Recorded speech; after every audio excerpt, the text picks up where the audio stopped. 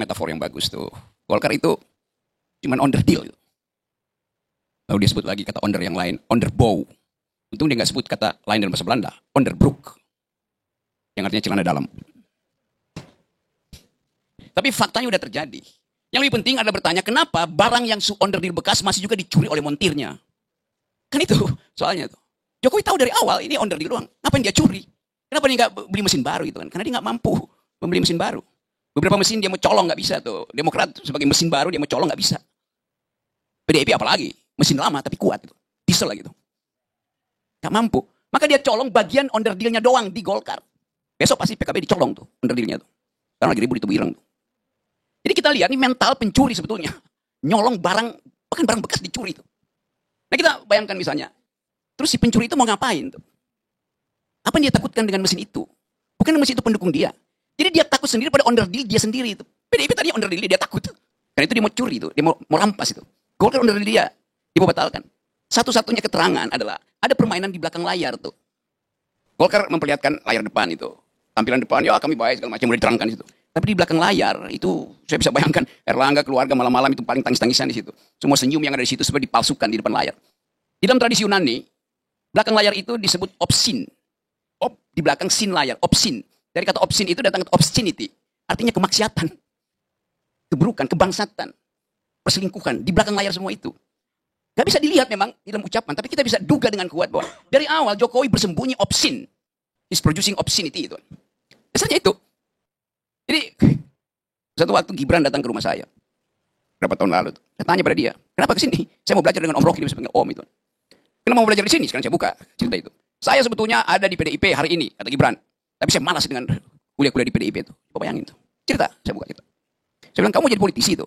Enggak, saya mau jadi anak muda. Kalau you mau jadi dari awal itu, kelihatannya kamu mau jadi berminat jadi gubernur DKI. Panggil wartawan, saya bela kamu di sini. Tapi ucapkan, oh enggak Om, saya mau jadi anak muda biasa aja tuh, mau berbisnis tuh.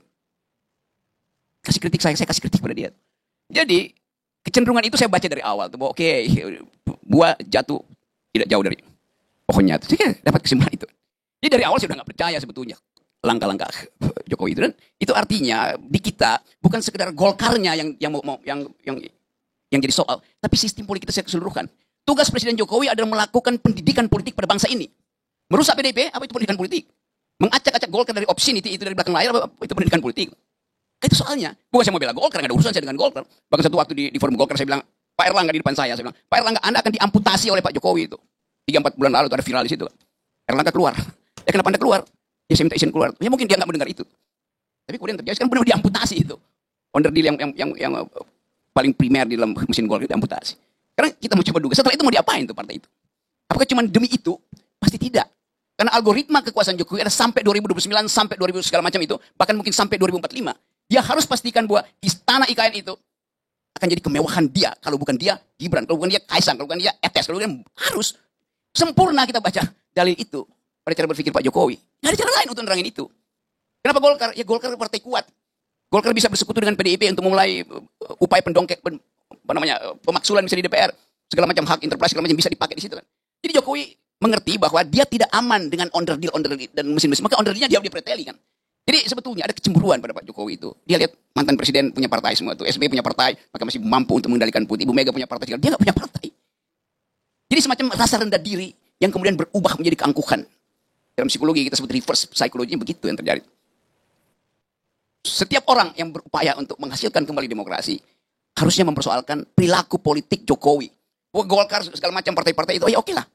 Tapi kata Samuel Huntington, kita punya lembaga-lembaga politik, tapi tidak ada di dalamnya pelembagaan politik. Ada political institution, tapi tidak ada institusionalisasi di dalam partai itu. Nah, tugas Jokowi adalah menjalankan perintah konstitusi, cerdaskan kehidupan bangsa, termasuk cerdaskan kehidupan politik. Kan dia rusak sendiri. Instalasi demokrasi dia rusak. Kan dia merusak Golkar itu yang dia rusak bukan Golkar, yang dia rusak adalah demokrasi kita itu. Bahwa Golkar memang benar, Kang Sobel iya, dia cuma iya, tapi dia sudah hidup di situ terengah-engah tuh, terseok-seok.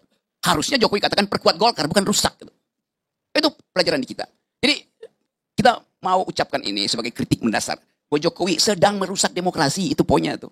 Partai-partai punya persoalan dengan pidana atau video-video tertentu yang akan dipakai buat nomor ya itu soal pribadi mereka tuh. Melanggar hukum pidana, ya, tapi Jokowi melanggar etika politik, melanggar konstitusi. Kan ini the maxim of all crime. Itu melanggar konstitusi. Jadi kita mesti fokus kembali pada Jokowi sedang merusak demokrasi. Itu dasarnya tuh. Ini depan saya ada karpet nih. Semua orang menganggap kalau dia berdiri di atas karpet, itu artinya dia berdiri di surga. Karena karpet itu semacam metafisik, metafor dari surga yang lembut injak-injaknya. Tapi kenapa mesti didekorasi? Ya supaya terlihat betul-betul indah.